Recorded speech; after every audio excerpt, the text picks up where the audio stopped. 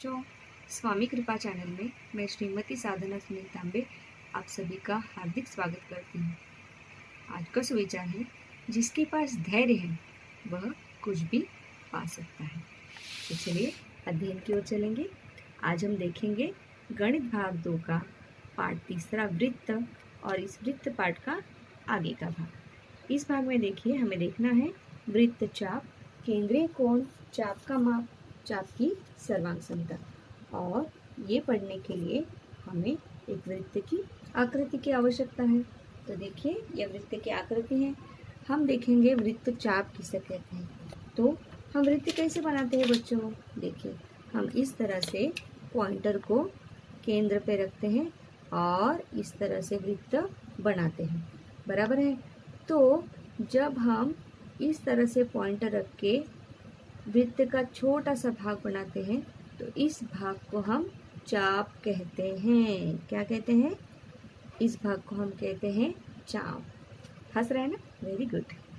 तो इस भाग को हम कहते हैं चाप। तो ये जो चाप है, हम यहाँ पर देखेंगे आकृति में कि किस तरह से। देखिए, यदि हम वृत्त पर कोई बिंदु ले लें, जैसे मैंने यहाँ पर बिंदु लिया है ए, यहाँ पर बिंदु लिया है बी, बी बिंदु, यहाँ पर बिंदु लिया है सी बिंदु। तो वृत्त के कितने भागों में विभाजन हो गया बच्चों? देखिए, वृत्त का विभाजन हो गया 3 भागों में। मैं यहाँ पे चाप को मार्क करने जा रही हूँ। आपको छोटे स्केच से दिखाई नहीं दे रहा, हम बड़े स्केच से करेंगे। देखिए, ये एक भाग, तो ये एक चाप हो गया, फिर ये एक चाप हो गया और ये तीसरा चाप हो गया। तो देखो, तीनों चापों से मिलकर एक वृत्त बन गया। तो इस तरह से अगर वृत्त में जितने चाप हैं इन सभी का योग करेंगे तो उसका योगफल होता है 380 अंश। और इस चापों को हम किस तरह से लिखते हैं? इनका लेखन इस तरह से करते हैं। चाप, अगर हमने ये चाप लिया तो चाप ए सी, देखिए ए से लेकर सी तक। अगर हमने ये चाप लिया तो इसका नाम होगा चाप बी सी। आप बी सी भी ले सकते हैं या सी भी ले सकते हैं। चाप ए बी, इस तरह से हम चापों का नाम लिखते हैं। तो ये तो रिवीजन है, आपने पहले भी पढ़ा है, कक्षा 7वीं से पढ़ते आ रहे हैं। चलो आगे आगे हम देखेंगे केंद्रीय कोण का माप। सबसे पहले केंद्रीय कोण किसे कहते हैं? वृत्त का केंद्र क्या होता है आपको पता है, जिस पर हम जो प्रकार है उसका पॉइंटर रखते हैं, उसे हम केंद्र कहते हैं। और इस केंद्र पे जो कोण बना है, देखिए मैंने यहाँ पर केंद्र पर एक कोण बना दिया, केंद्र पर कोण बना दिया। तो इस कोण का जो भी माप होगा, मान लो इस कोण का माप 100 अंश है, तो इस कोण का जो माप होगा वो माप इस चाप का होगा। इस केंद्रीय कोण का जो माप होगा वही इस केंद्रीय कोण से संलग्न चाप का माप होगा। मान लो इस चाप को हम नाम दे रहे हैं ए बी। यहाँ पर केंद्र पर बना हुआ कोण, तो कोण ए ओ बी, कोण ए ओ बी ये हुआ केंद्रीय कोण। इसे कहते हैं हम केंद्रीय कोण, क्योंकि ये केंद्र पर बना हुआ।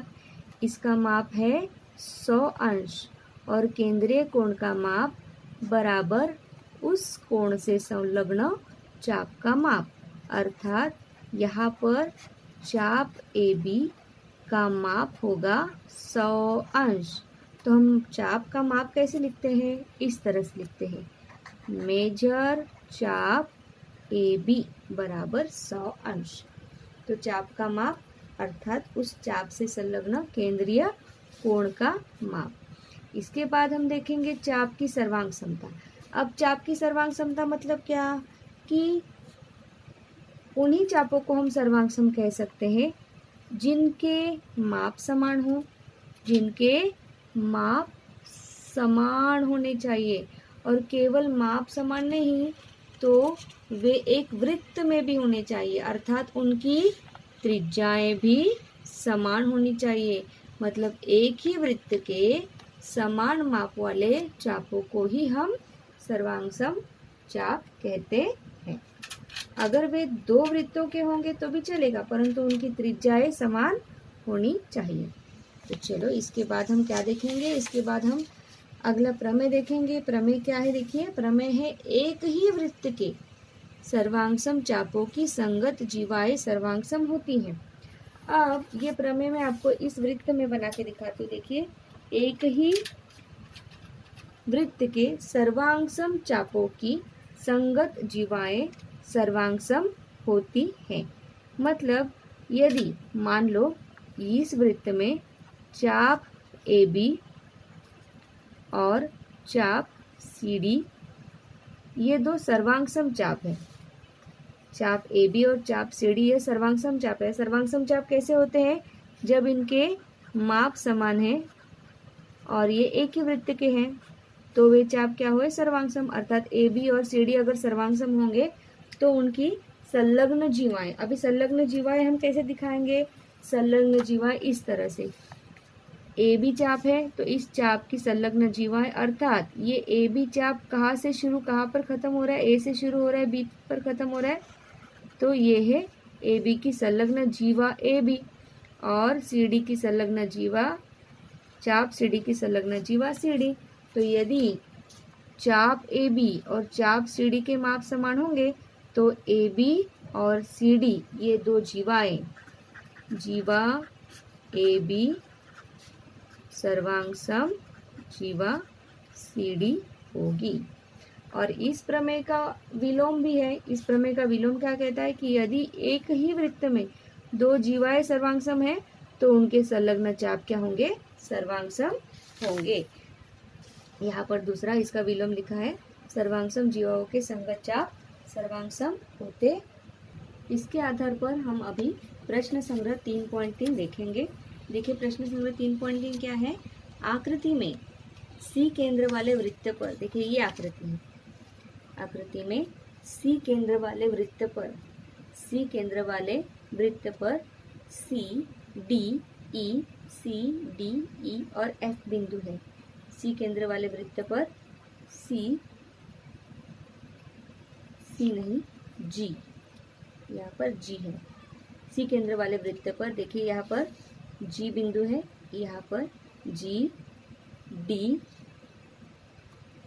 E और F, यहाँ पर P नहीं है, यहाँ ये B नहीं है, ये है E और ये है F, E और F। तो G D E और F ये बिंदु हैं। और कोण ECF, कोण ECF, देखिए कोण ECF हम मार्क करेंगे। कोण ECF कहाँ पे है, कोण ECF, और हमें पता है कि कोण का माप हमेशा यहाँ पे बीच वाले अक्षर वाला होता है। तो ECF का माप कितना दिया है, 70 अंश, और चाप DGF का माप 200 अंश। चाप DGF यहाँ पर चाप का माप है, ये कोण का माप था। चाप DGF यानी कि ये चाप है, देखिए DGF, इस चाप का माप कितना दिया है, 200 अंश हो तो चाप DE और चाप DEF के माप ज्ञात करो। हमें इस चाप का माप और चाप DEF इस पूरे चाप का माप हमें ज्ञात करना है। तो चलो इस चाप का माप हम ज्ञात करेंगे। कैसे ज्ञात करते हैं देखते हैं। चलिए इसको हल करने के लिए सबसे पहले हमें क्या दिया हुआ है वो लिखेंगे।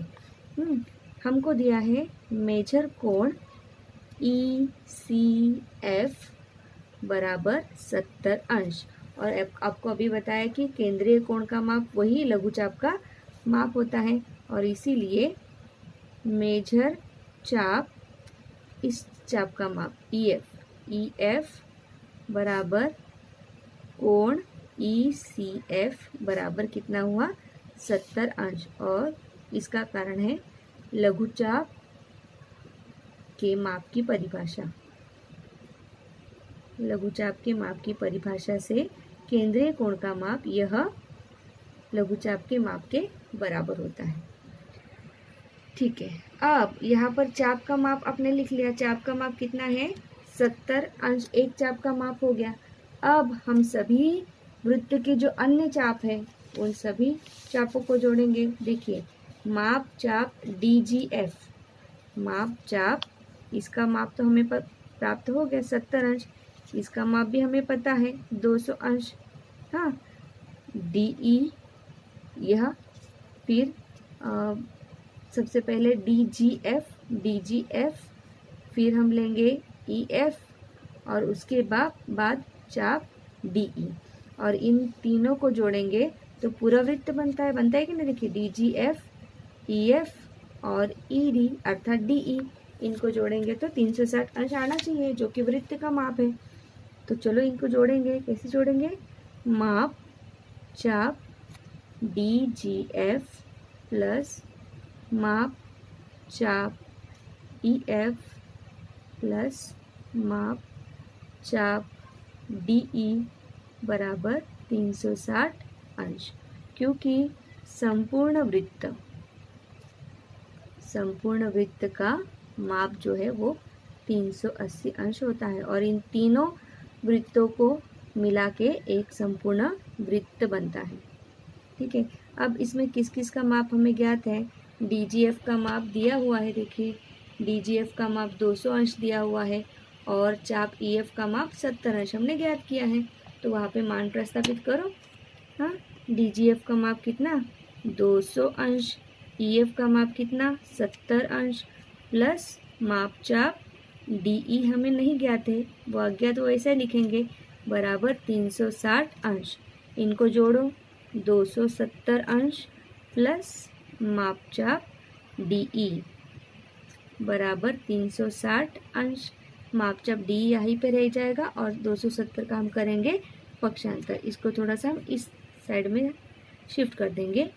माप चाप DE बराबर 360 अंश माइनस 270 अंश, और इसको शिफ्ट करने पर, माइनस करने पर क्या मिलता है हमें? 90 अंश। माप चाप DE बराबर 90 अंश, और यही हमें ज्ञात करना था। ठीक है, तो ये हमने ज्ञात किया है। अब इसके बाद और ज्ञात करना है। क्या ज्ञात करना है? चाप DEF का माप। चाप DEF का माप। आप अगर आकृति देखेंगे तो आकृति में देखिए, आपने DE का मान ज्ञात किया, अभी आपको ज्ञात करना है DEF का मान, अर्थात DEF का मान। DEF ज्ञात करने के लिए आपको DE और EF इन दो चापों को जोड़ना होगा। तो चलिए जोड़ेंगे। माप चाप DEF बराबर माप चाप DE प्लस माप चाप EF, चापों के योग का गुणधर्म। चापों के योग का गुणधर्म, और हमारे पास इन दोनों चापों के माप है, तो इन दोनों चापों के मापों को जोड़ दो, तो माप चाप DEF आपको मिल जाएगा, बराबर DE का माप कितना है? DE का माप 70 अंश है, और EF का माप कितना है? EF का माप 90 अंश है, नहीं, ECF का माप 70 अंश है, बराबर है। EF का माप 70 अंश है। देखिए यहाँ पर EF का माप 70 अंश है और DE का माप 90 अंश है, तो इधर 70 अंश और यहाँ पर 90 अंश, तो कितना हुआ? 160 अंश। दोनों को अगर मिलाएंगे तो ये हमारा दूसरा उत्तर है। माप चाप DEF बराबर 160 अंश। इसी तरह से हम प्रश्न क्रमांक तीसरा देखेंगे। देखिए प्रश्न क्रमांक तीसरा प्रश्न है, आकृति में जीवा AB सर्वांग सम जीवा CD, जीवा AB और जीवा CD सर्वांग सम है, तो चाप AC और चाप BD जो है वह सर्वांग सम है, यह सिद्ध करो। चाप AC और चाप BD ये आपको सर्वांग सम सिद्ध करना है, और ये आकृति है। तो चलो इसकी उपपत्ति लिखेंगे। उपपत्ति, सबसे पहले हमें क्या दिया गया है? हमें दिया गया है जीवा AB सर्वांग सम जीवा CD, और क्योंकि ये दिया गया है तो यह दत्त है। ठीक है, अब क्योंकि हमने पहले पढ़ा है कि जीवाओं के संलग्न चाप जो है वो सर्वांग होते हैं। तो AB का संलग्न चाप और CD का संलग्न चाप, AB इस जीवा का संलग्न चाप है ACB और CD इसका संलग्न चाप है ये। तो ये दो चाप CBD सर्वांग होंगे, इसीलिए चाप ACB सर्वांग चाप, देखिए ACB AB का चाप है और CBD यह CD का चाप है। CBD सर्वांग जो जीवा है, सर्वांग जीवाओं के संलग्न चाप के संलग्न चाप, ठीक है। और इसीलिए क्योंकि ये चाप सर्वांग है, इनके माप भी समान होंगे, तो माप चाप ACB बराबर माप चाप CBD, और इसे देंगे हम क्रमांक 1। अब ये जो माप चाप ACB है, ये ACB है, AAC दो चापों से बना है। देखिए ACB यह AC और CB इन दोनों की जोड़ से बना है। तो माप चाप ACB बराबर, देखिए वापस एक बार, जो ACB है यह AC प्लस CB इन दोनों को के जोड़ से बना है, बराबर माप चाप AC प्लस माप चाप BC, और इसी क्रमांक देंगे हम 2। इसी तरह से माप चाप CBD जो है वह भी दो चापों के योग से बना है। किन दो चापों के? देखिए माप चाप CBD जो है यह माप चाप BD और माप चाप BC है ना। देखो CBD, DB या BD और BC, माप चाप BD प्लस माप चाप BC, इसको देंगे हम क्रमांक 3।